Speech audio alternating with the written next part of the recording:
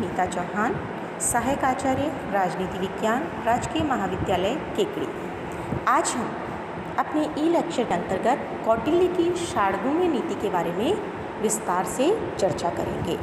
जैसा कि हमने पूर्व के ई लेक्चर में वैदेशिक संबंधों के निर्धारण में कौटिल्य द्वारा प्रतिपादित मंडल सिद्धांत के बारे में पढ़ा, जिसमें पड़ोसी राज्यों के साथ किस प्रकार से संबंध स्थापित किया जाता है।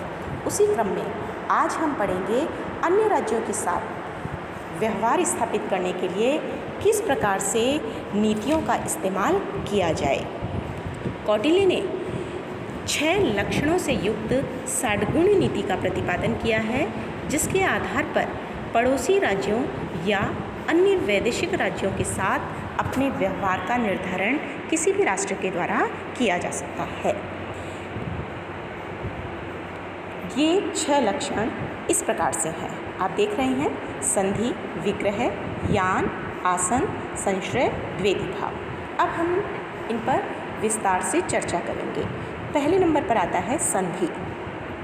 कौटिल्य के अनुसार किसी भी राजा के लिए संधि करने की नीति का उद्देश्य अपने शत्रु राज्य की शक्ति को नष्ट करना और स्वयं को शक्तिशाली बनाना होता है। उसके अनुसार शत्रु से भी उस समय संधि कर ली जानी चाहिए जबकि शत्रु पर विजय प्राप्त नहीं की जा सकती हो। कौटिल्य के अनुसार संधि कई प्रकार से हो सकती है। दूसरी षाड्गुण्य नीति है विग्रह। विग्रह का अर्थ युद्ध होता है। इस नीति का अनुगमन राजा को कब करना चाहिए, यह भी स्पष्ट रूप से कौटिल्य अपने सिद्धांत में प्रतिपादित करता है। वह कहता है कि राजा को इस नीति का अनुगमन तभी करना चाहिए जब राजा शत्रु को निर्बल देखे, स्वयं उसकी व्यवस्थाएं ठीक हों और वह अपनी शक्ति के बारे में पूर्णतः आश्वस्त हो।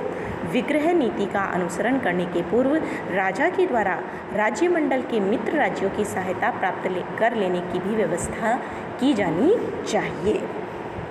तीसरी षाड्गुण्य नीति यान। यान का तात्पर्य वास्तविक आक्रमण से है। इस नीति को तभी अपनाया जाना चाहिए जबकि राजा अपनी स्थिति को सुदृढ़ देखे और उसे ऐसा प्रतीत हो कि आक्रमण के मार्ग को अपनाए बिना शत्रु को वश में करना संभव नहीं है। विग्रह और यान अगर हम देखें तो दोनों ही युद्ध से रिलेटेड हैं, लेकिन थोड़ा सा भेद है।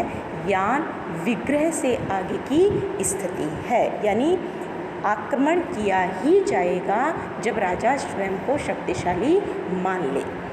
चौथी षाड्गुण्य नीति आसन। जब विजिगीषु राजा और शत्रु समान रूप से शक्तिशाली हों तो राजा के द्वारा आसन का क्या तात्पर्य है, अर्थात तटस्थता की नीति अपनाई जानी चाहिए। आसन की नीति जब राजा अपनाए तो उस दौरान उसे अपनी शक्ति अर्जन की निरंतर चेष्टा करनी चाहिए। अगली षाड्गुण्य नीति है संश्रय। संश्रय का अर्थ कौटिल्य ने बलवान का आश्रय लिए जाने से बताया है। यदि राजा शत्रु को हानि पहुंचाने की क्षमता नहीं रखता, साथ ही यदि वह अपनी रक्षा करने में भी असमर्थ हो तो उसे बलवान राजा का आश्रय लेना चाहिए। लेकिन इस बात का ध्यान रखा जाना चाहिए कि जिस राजा का आश्रय लिया जा रहा है वह शत्रु से अधिक बलशाली हो। यदि इतना बलवान राजा नहीं मिले तो शक्तिशाली शत्रु की शरण लेना ही उचित कहा जा सकता है। अंतिम षाड्गुण्य नीति जो कौटिल्य के द्वारा बताई गई है वह है द्वेदी भाव।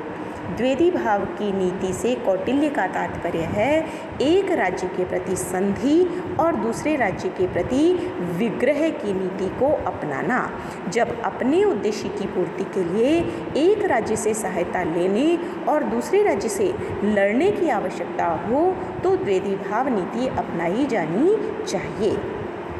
कौटिल्य ने कहा है कि विशेष परिस्थितियों के अनुसार जो नीति उपयुक्त हो वही अपनाई जानी चाहिए। अर्थात इन 6 षाड्गुण्य नीतियों का प्रतिपादन कौटिल्य करता है, लेकिन वह साथ में ये स्पष्ट रूप से कहता है कि परिस्थिति के अनुसार ही नीतियों को अपनाया जाना चाहिए। परिस्थितियों के अनुसार नीति को अपनाने के लिए उसने 4 उपाय बताए हैं। साम, दाम, दंड, भेद। कौटिल्य कहता है कि निर्बल राजा को साम यानी समझा बुझाकर अपने पक्ष में किया जा सकता है। इसी तरह अगर समझाने बुझाने से वह पक्ष में न आए तो आर्थिक सहायता अर्थात दाम देकर उसे अपनी तरफ मिलाने का प्रयास करना चाहिए। इसके अलावा जब समझाने से भी कोई राजा नहीं माने, आर्थिक सहायता देने से भी नहीं माने, तो कूटनीति का प्रयोग करना चाहिए और फूट डालकर अपने पक्ष में करने का प्रयास करना चाहिए। सबल शत्रु राजा जिसके विरुद्ध युद्ध में विजय नहीं प्राप्त की जा सकती, उसके प्रति कूटनीति का, भेद नीति का प्रयोग किया जाना चाहिए। और सबसे अंत में दंड का प्रयोग करना चाहिए, यानी जब शत्रु को समझाने पर भी वह नहीं माने, आर्थिक सहायता देने पर भी नहीं माने, कूटनीति का प्रयोग करने पर भी नहीं माने, तो अंत में उसे अपनी तरफ मिलाने के लिए दंड अर्थात युद्ध का सहारा लिया जाना चाहिए। इस प्रकार कौटिल्य अन्य राज्यों के साथ षाड्गुण्य नीति और इन वैदेशिक नीति के सफल संचालन के लिए साम, दाम, दंड, भेद इन 4 उपायों के माध्यम से व्यवहार का निर्धारण करता है।